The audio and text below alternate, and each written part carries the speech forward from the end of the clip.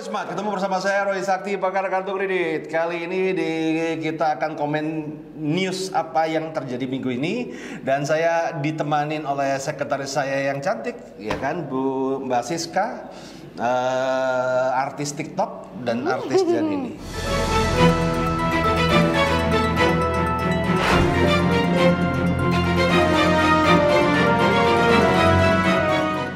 Oke, Sis. Iya Pak. Ada berita apa aja ini? Itu Pak, yang saya baca ini tentang transaksi yang belum pakai PIN itu loh Pak. Apakah bisa gagal, misalnya ada orang yang mau gesek, ternyata kan biasanya tanda tangan tuh Pak. Iya, kan udah pakai PIN. Iya. Apakah auto gagal Pak kalau udah? Pasti, jadi pasti udah ketolak. Jadi buat teman-teman per Juli ini transaksi kartu kredit itu harus pakai PIN. Jadi kalau nggak ada PIN-nya, ya jadi kamu bawa kartu kredit sama kayak bawa kamar ATM lah. Wes gitu aja deh. Jadi memang sekarang udah pakai autentikasi PIN itu Pak ya? Berarti iya, jadi pakai PIN. Jadi kalau kartumu hilang apa segala nggak usah takut, karena dia apa-apain juga percuma. Karena kan kayak ATM kita ketinggalan ya sudah. Selama dia nggak tahu passwordnya ya aman-aman aja. Nah, cuman kalau transaksi online teman-teman itu nggak pakai PIN. Ya, kalau mau beli barang di Tokopedia, di Bukalapak, di Shopee, di mana itu masih nggak pakai PIN. Nggak pakai PIN berarti ya, Pak ya? Tapi pakai OTP, one time password. Password itu ya PIN, iya. Beda. Ya itu ya. Oke, kurang lebih seperti itu. Terus apa lagi nih? Ada berita apa lagi nih? Nah, yang lagi booming ini Pak, akhir-akhir ini tuh tentang itu Pak, direksi 5 direksi BCA. Nah itu kan yang jual saham itu ya, berjamaah menjual sahamnya. Iya. Dan dipublish lagi ya kan, dan itu kan menarik sekali ya. Jadi direksi BCA berjamaah menjual sahamnya. Iya. Saya ngomong kalau itu sih bukan sebuah apa ya, nggak perlu dikhawatirkan lah. Kadang-kadang orang itu kepo lah kan. Iya. Mau ngapain aja kepo, ya kan? Mau ngapain aja kepo gitu kan, langsung berasumsinya keliaran gini nih. Nah, contoh begini, ya banyak di Indonesia ini orang itu susahnya adalah apa? Kayak contoh gini loh Sis. Kamu biasa naik mobil Innova. Iya. Tiba-tiba mungkin Innovanya pas lagi mogok, kemudian kamu pakai Gokar, naiknya Xenia. Itu kalau di Indonesia udah jadi omongan. Iya. Siska bangkrut, ya kan? Iya. Siska ditinggal sugar daddy. Nah, itu seorang Indonesia itu omongannya udah kayak begitu, udah asumsinya melayang-layang gitu loh. Padahal ya is okay. Kenapa? Kalau kita lihat ya yang dijual itu kan cuma berapa sih? Ada yang 3 miliar, 6 miliar. Iya. Bro, itu BCA itu cuma 0, berapa persen dari sahamnya. Jadi nggak, apalagi mereka itu udah beli. Jadi ketika kemarin jatuh ya kan, jadi yang ketika COVID kemarin jatuh kan dia beli murah. Iya, sekarang dia jual mahal. Ya cari cuan lah gitu loh. Jadi nggak ada. Saya rasa nggak ada, karena kalau secara fundamental kan BCA saham terbaik lah. Saya ngomong di bidang perbankan. Ya, lu nggak ngapa-ngapain aja dia udah dapat dana miliaran, bahkan hampir triliun. Dari mana? Lah, kamu punya buku tabungan tiap bulan kan kena 20.000. Bener. Dikali berapa? Ya kan? Coba 20.000 kali 1 juta customer. Ya itu duit itu udah. Jadi nggak ada masalah teman-teman. Ya tenang aja. Ya tapi saya bukan pakar saham ya. Tanya ke pakar saham yang beneran. Oke, lanjut. Oke Pak, ini yang selanjutnya itu tentang OJK Pak. Kenapa OJK? OJK ini kan lagi buka restrukturisasi. Iya, salah. Bisa deh. Nah, itu gimana Pak? Maksudnya mana sih beritanya ini ya? Nah, OJK bukakan perpanjang restrukturisasi. Iya. Kredit. Nah, ya, jadi itu gimana Pak? Jadi nih kan bulan April kita mendapatkan restrukturisasi. Nggak tahu teman-teman ada yang sudah dapat nggak restruk? Dapat. Nah, restruk itu kan ada yang periodenya 6 bulan, ada yang periode 1 tahun. Iya benar, ya. 6-12. Nah, 6 bulan di bulan keempat. Jadi sekarang ini kan udah jalan 3 bulan. Iya. Ya kan? Sekarang ini nggak sadar sudah jalan bulan ke-3 bulan. Bulan ketiga lagi. Nah, kalau dilihat memang secara bisnis mulai menanjak, tapi problemnya adalah jumlah COVID ini kan naik juga, masih naik. Belum ada tanda-tanda mereda, dan mungkin bisa jadi bulan depan kita lockdown lagi, bisa kan? Nah ini makanya OJK memberikan wacana untuk restrukturisasi, untuk perpanjangan restrukturisasi. Ya bagus sih, tapi jangan terlalu diharapkan guys, gitu loh. Jangan tiba-tiba ketika ngomong begini langsung kemudian mentionnya adalah restrukturisasi ulang. Ini susah ini, kena netizen itu susah kan? Iya Pak. Baru wacana sudah seolah-olah kayak begitu, udah. Jangan terlalu berharap, karena apa? Kalau Anda terlalu berharap dan ternyata tidak jadi, maka Anda akan kecewa, gitu loh. Sama kan, kalau kita terlalu berharap sama cewek kemudian kita nggak jadi, kita kan jadi bucin gitu kan, kita kecewa gitu loh. Jadi nothing tulus aja lah, jadi ya syukur, nggak jadi ya nggak apa-apa.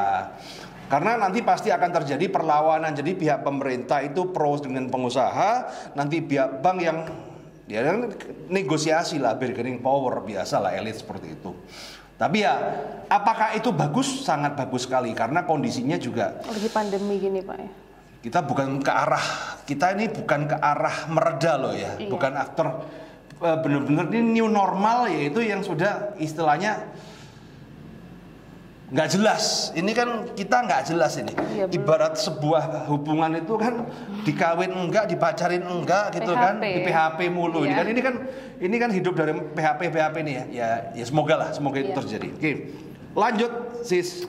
Nah, tentang masih OJK lagi nih Pak. Ini OJK ini mengendus praktik mafia yang dari Rusia sama India tentang pinjaman online ilegal.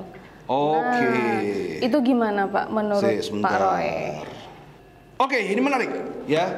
Jadi pinjol itu yang menarik. Justru ini kok bisa arahnya ke Rusia sama ke India ya. Jadi mungkin ini ada dua sisi yang berbeda. Setahu saya pinjol itu, kebanyakan pinjol, baik itu yang legal ataupun yang ilegal, investornya itu orang Cina. Iya, ini kok Rusia dan India. Nah, Cina itu Cina Tiongkok, bro, bukan Cina aku. Ini kita ini kan cuman Cina kulit doang gitu kan. Aslinya ya Jawa gitu kan. Nah, bukan Cina, pengusaha Cina ini ya, enggak, pengusaha Cina Tiongkok tuh. Itu karena dulu di awal-awal saya juga pernah diajak kerjasama dengan salah satu investor dari Tiongkok untuk bikin pinjol. Tapi kalau lihat dari skemanya kok serem ya. Itu memang duitnya enak, tapi kalau sampai ada yang bunuh diri apa segala itu serem lah. Nah, dan ini kelihatannya di endus OJK ada pemain, ada istilahnya pihak ketiga, penumpang gelap lah. Kalau saya berbicara ini adalah penumpang gelap, yaitu dari Rusia sama mungkin India. Ya kan, memang Rusia itu gudangnya hacker ya. Ya, spam penipuan itu kan kalau nggak Rusia ya Rusia lah. Kalau India aku malah kurang paham ini, kok bisa India ini masuk juga. Ada mafia Rusia India yang memang seperti itu. Nah ini saya kurang tahu ya. Karena mohon maaf saya nggak pernah jadi mafia, jadi nggak paham ya. Coba kalau saya jadi mafia saya paham, cuma nggak tahu. Tapi kelihatannya adalah uang yang masuk di Indonesia yang dijadikan modal untuk fintech ini berasal dari uang tindak kejahatan. Jadi nyuci duit gitu loh. Nyuci duitnya di sini buat usahanya pinjaman online. Itu rentenir banget tuh. Gitu. Nah, itu yang terjadi. Nah, oke, apa lagi? Ini Pak yang ada inisial HH Pak. Kenapa? Itu kena prostitusi online Pak. Wah, apa hubungannya di video ini kita bahas prostitusi online? Wah, ini kok jadi enggak ada. Wah, kita ini bahasnya kartu kredit, keuangan yang serius dong. Jangan prostitusi online kita bahas. Emang lu kira gua apaan gitu loh? Ya, ya tapi sugar daddy lu. Covid bayaran saudara aja nggak jelas kok. Sugar daddy. Jadi teman-teman hati-hati lu. Kalau duit gak banyak jangan jadi fuckboy lu ya. I want to be a fuckboy.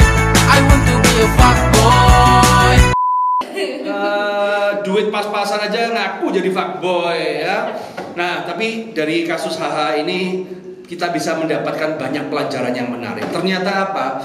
Ternyata bagaimana caranya bisa berjualan mahal dan tanpa menjual sedikit pun. Lu bayangin itu si artis tuh di Instagramnya dia promo nggak? Enggak kan? Kita aja jualan workshop, jualan ini promo mati-matian tuh. Sampai everything I do for you kan? Gua cewek gua buka ini gua buka ini gua buka nih. Nggak ada belekannya ini kan?